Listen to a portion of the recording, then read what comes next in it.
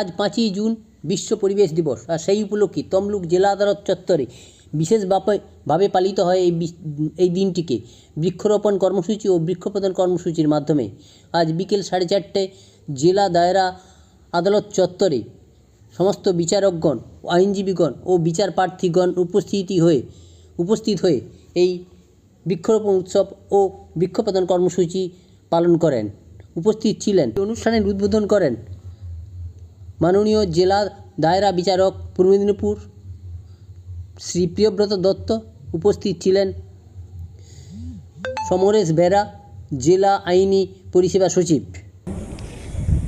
আজকে বিশ্ব পরিবেশ দিবস। পরিবেশ সম্বন্ধে আমাদের যা ধারণা, সে সম্বন্ধে আর বিশেষ কিছু আমার বক্তব্য বা বলার কিছু নেই।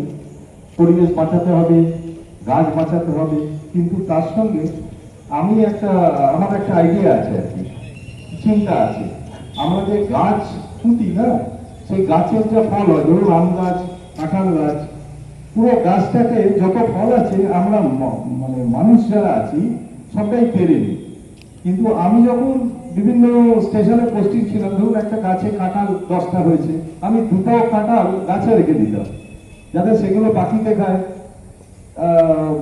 বাঁদরে খায়, যারা আমাদের পরিবেশে আছে, পোকামাকড় সবাই খেতে পারে।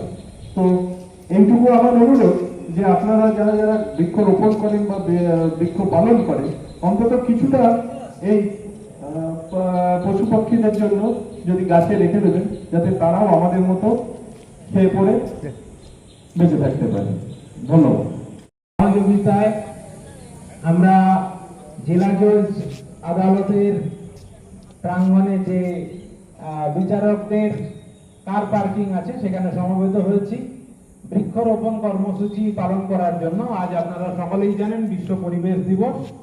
সেই পরিবেশ দিবসের উদযাপনের সব থেকে সেরা উপায় সেটি হলো প্রচুর পরিমাণে বৃক্ষরোপণ করা এবং বেশ কিছু শপথ নেওয়া। যেমন আমরা যতটা সম্ভব পারি প্লাস্টিক বর্জন করব, আমরা আমাদের আশেপাশের পরিবেশকে পরিষ্কার পরিচ্ছন্ন রাখব, আমরা বন্য প্রাণকে বেঁচে থাকার জন্য সহযোগিতা করব এবং আমরা এই দেশের সুনাগরিক হিসেবে যদি বন্য প্রাণের উপরে কোনো অত্যাচার হয়, ফরেস্টেশন ধ্বংসের যদি পরিকল্পনা হয়, তার বিরুদ্ধে সচেতন থেকে আইনানুগ ব্যবস্থা গ্রহণ করব।